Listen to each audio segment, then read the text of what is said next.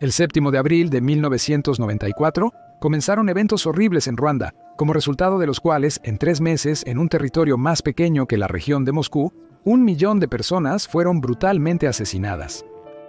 Pero lo que es extraño es que después de una generación, Ruanda se ha convertido en uno de los países más pacíficos y de rápido desarrollo en África.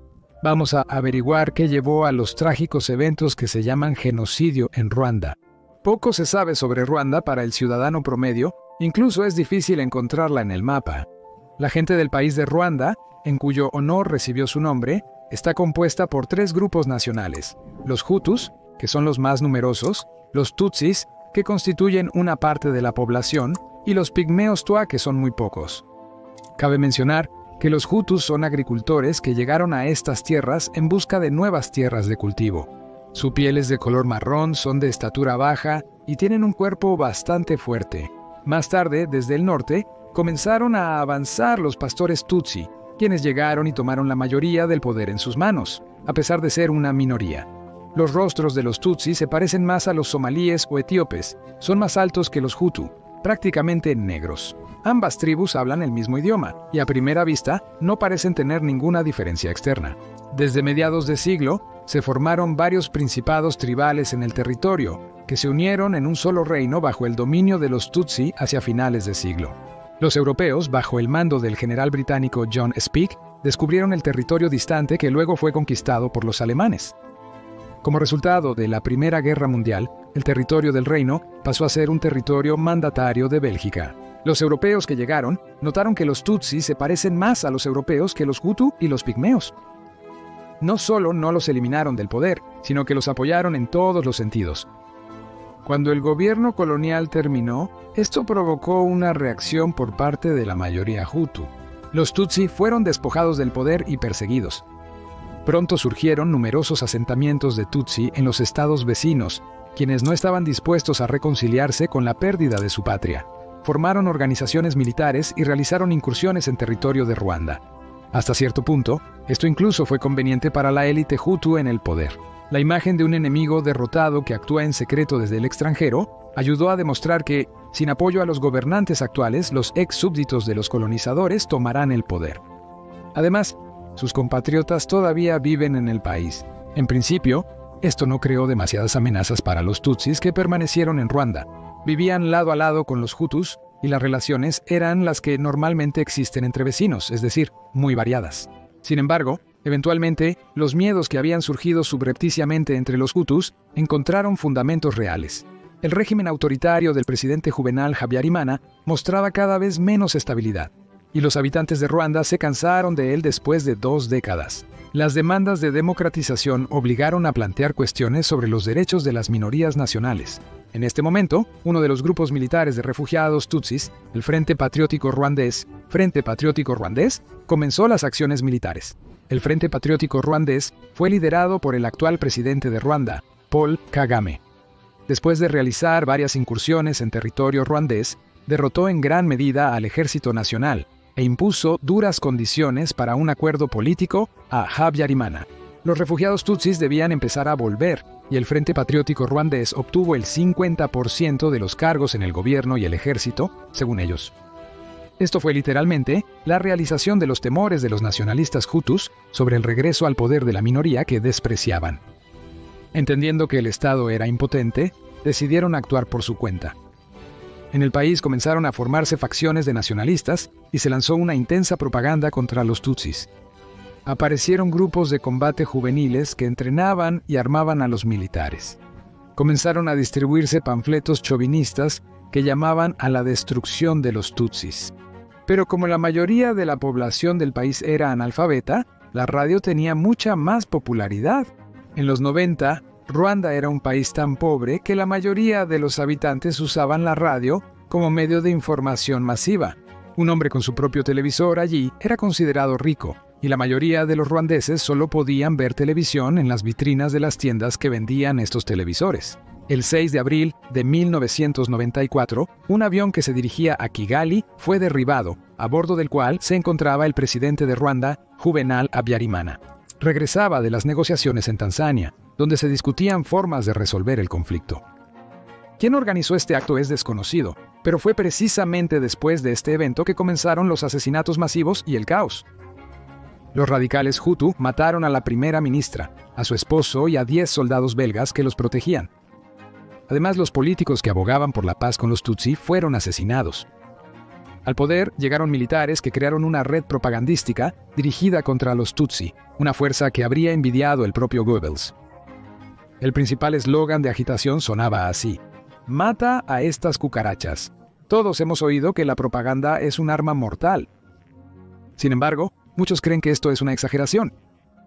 Sin embargo, la historia de la estación Radio Mil Colinas sugiere lo contrario. El nombre no fue elegido al azar. Ruanda tiene un relieve muy complejo y está cubierta de colinas. Por esto, la recepción de la señal de radio puede variar mucho, incluso en pueblos cercanos. La estación de radio, que pertenecía a los Hutu, no solo instaba a matar y mutilar a los vecinos de la etnia Tutsi. Sus dictadores también leían los nombres y direcciones de las personas que eran enemigas del pueblo. Muchos de aquellos cuyos datos se transmitieron en el aire fueron asesinados, mutilados o violados. A cualquier precio, todos los Inkantani, miembros del Frente Patriótico de Ruanda, deben ser exterminados en todos los rincones del país. Incluso aquellos entre ellos que logren llegar al aeropuerto o al refugio deben ser eliminados en el acto. Alguien se hará pasar por un refugiado, alguien fingirá ser un paciente, alguien una enfermera. Mira a ambos, porque saben muchos trucos. ¿Deberíamos buscar en los campos de refugiados a los padres que enviaron a sus hijos a la RFP y matarlos? Creo que sí. Así lo dijo en la emisión matutina del 23 de mayo de 1994 el locutor de radio Abimana Cantano, y no estaba solo.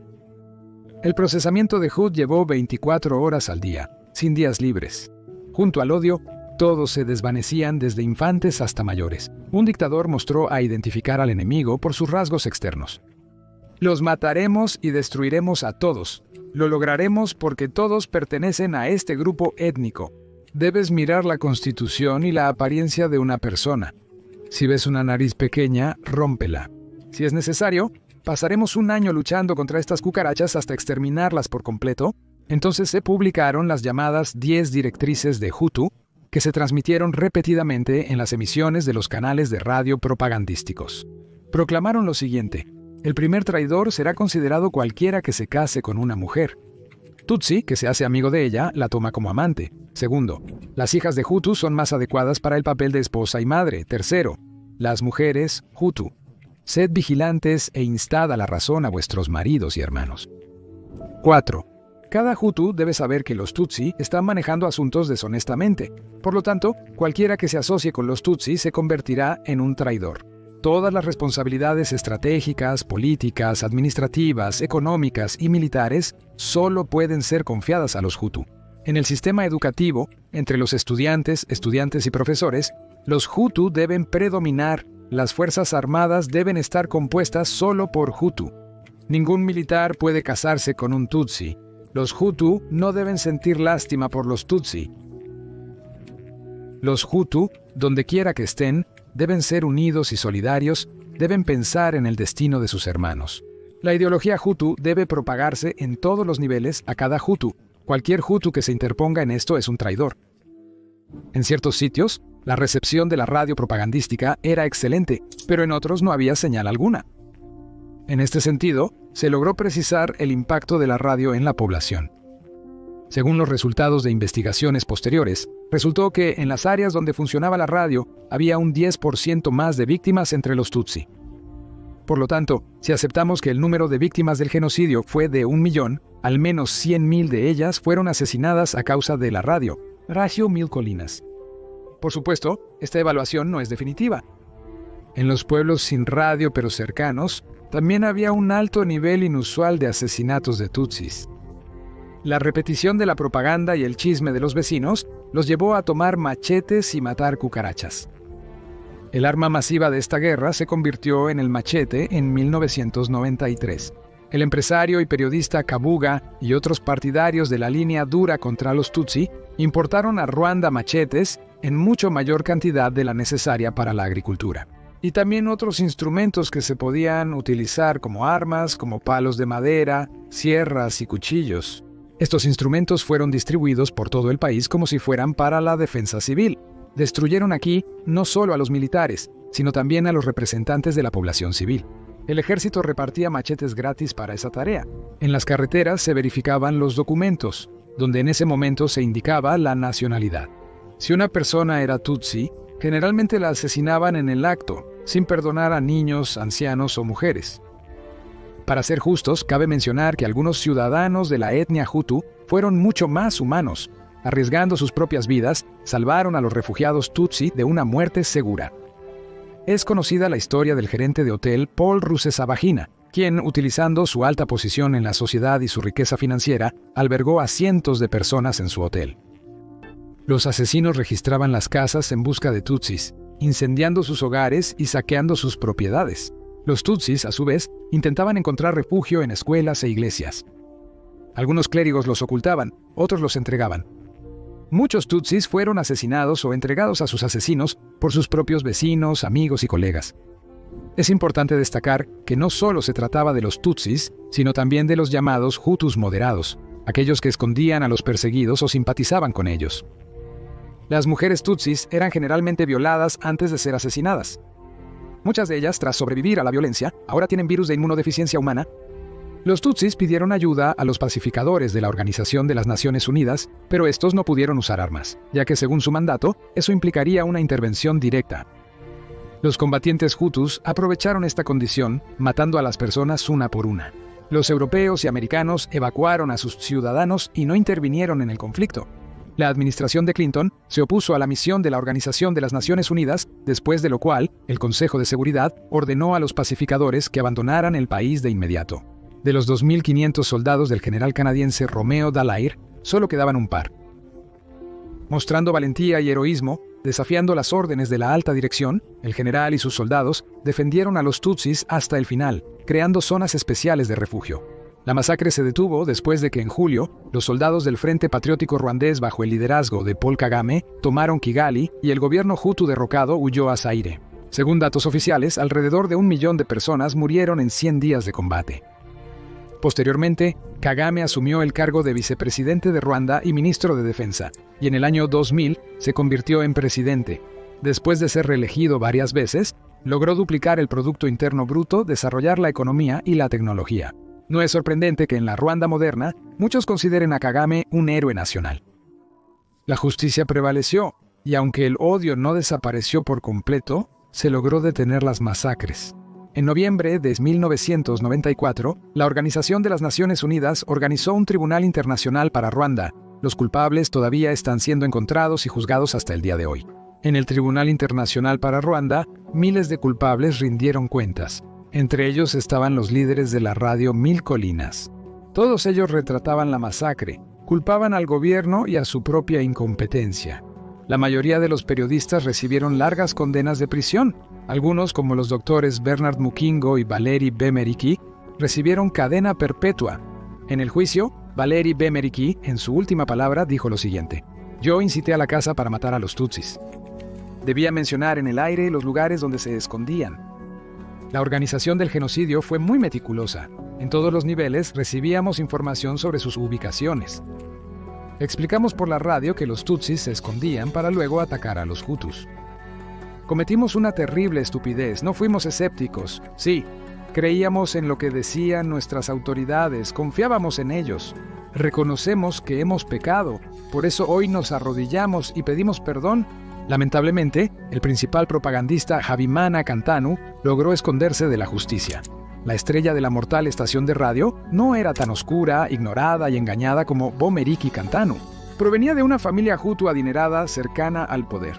Terminó con honores la escuela en la capital de Ruanda, Kigali, y luego estudió en la Unión de Repúblicas Socialistas Soviéticas. Habimana dominó el arte de la propaganda en la Facultad de Periodismo de la Universidad de Leningrado. Al regresar a casa, el especialista graduado publicó durante algún tiempo un periódico nacionalista. En la radio Mil Colinas, se convirtió de inmediato en una figura clave. Contrano manipuló con destreza a su audiencia, usando humor, referencias históricas y citando a grandes figuras en sus transmisiones. Aunque el propagandista logró huir a la vecina República Democrática del Congo e incluso se llevó consigo la riqueza acumulada con sangre, el destino lo alcanzó de todos modos. Después de algunos años, murió de síndrome de inmunodeficiencia adquirida Y hace poco, el 10 de octubre de 2012, ante el tribunal en La Haya, compareció el empresario y político ruandés Félicien Kabuga. Este hombre fue el fundador de Radio Mil Colinas y lo financió completamente. Kabuga y Cantano lograron escapar a tiempo. Huyó a Europa y logró esconderse de la justicia durante 23 años. Fue arrestado en el año 2020 cerca de París. El criminal se volvió descuidado, creyendo que lo habían olvidado. Kabuga era un hombre influyente en Ruanda. Sus acciones eran calculadas y racionales. Entregó a una hija al hijo mayor del presidente y a la otra al hijo del ministro de Planificación, futuro cómplice del genocidio. Esto garantizaba su protección y la solidez de sus posiciones. En 1993, Kabuga compró en efectivo y trajo al país 5,000 machetes y otras herramientas agrícolas, lo que es mucho más barato que las armas de fuego. No llama la atención sobre los eventos que se están preparando y al mismo tiempo es seguro para el propio gobierno. Otra etapa fue la financiación y movilización de los Hutu como una especie de formación paramilitar ilegal, bajo el nombre de Interahamwe. Interahamwe significa aquellos que trabajan juntos. Luego, en la radio Mil Colinas, trabajar juntos se volvió una señal para los ataques con machetes y el asesinato de los Tutsi. Luego, Kabuga abrió su propia radio y televisión Mil Colinas, donde se convirtió en inversor y director general. En sus transmisiones, como es ampliamente conocido, los Tutsi fueron deshumanizados, llamados cucarachas, y su asesinato se consideró un acto de patriotismo y defensa de la democracia soberana. 23 años usando múltiples nombres de países y pasaportes. Estados Unidos ofreció una recompensa de $5 millones por datos sobre él. Y solo recientemente, el fugitivo de 86 años fue arrestado en un respetable suburbio de París. Después de todos estos sangrientos eventos, hubo un cambio de élite, comenzó un flujo de inversiones occidentales y ayuda humanitaria, y se expandió la actividad de las organizaciones benéficas. De acuerdo con la ideología oficial, en el país ya no hay divisiones tribales, solo hay ruandeses, una sola nación. Y aún así, ¿cómo lograron sobrevivir y procesar tal experiencia? ¿Qué acciones se tomaron en los primeros días después del final del genocidio?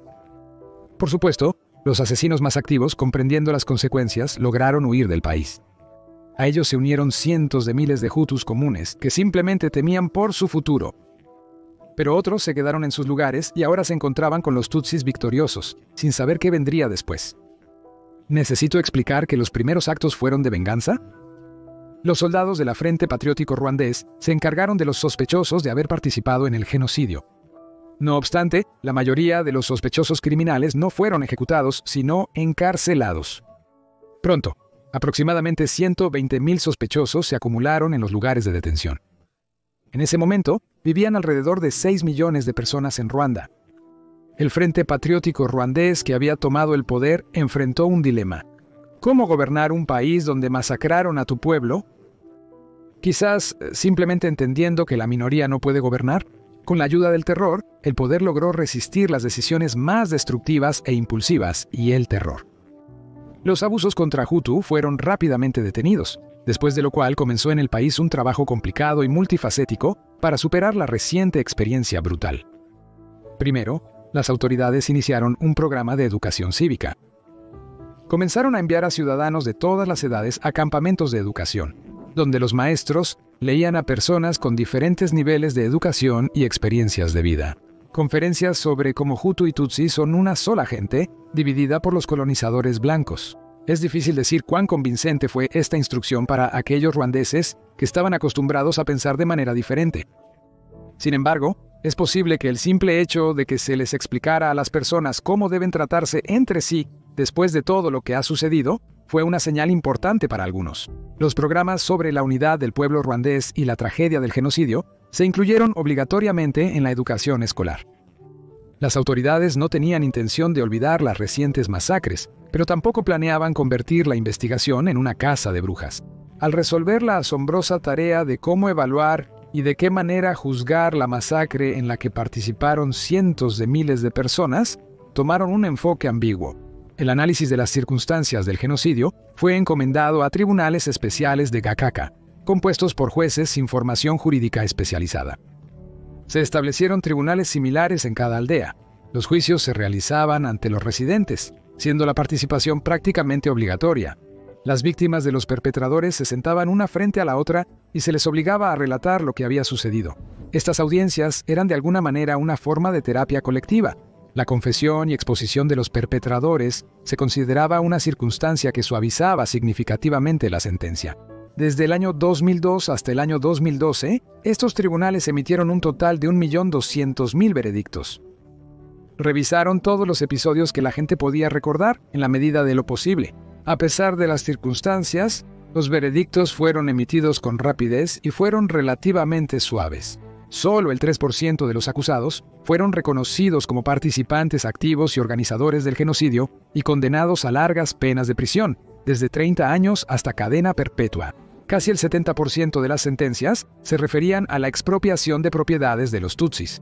Los tribunales equilibraban a culpables y víctimas, determinando las compensaciones por las pérdidas. Se forzaba a los saqueadores a construir nuevas viviendas para los afectados. Los participantes comunes en los asesinatos recibían sentencias de prisión de hasta 20 años. No obstante, una confesión voluntaria, sobre todo antes del inicio del proceso, reducía la condena a la mitad. Además, la mitad de la sentencia restante podría ser reemplazada por trabajos comunitarios y en muchos casos, tras unos años, se liberaba condicionalmente a los condenados. Si bien estos procesos no fueron jurídicamente impecables, recordando la justicia popular revolucionaria, no se convirtieron en un instrumento de terror. Transformaron el país en un campo de reeducación por años con un régimen relativamente suave. Esta es una historia trágica y al mismo tiempo instructiva. Por hoy es todo, gracias por ver y nos vemos en los nuevos episodios en nuestro canal.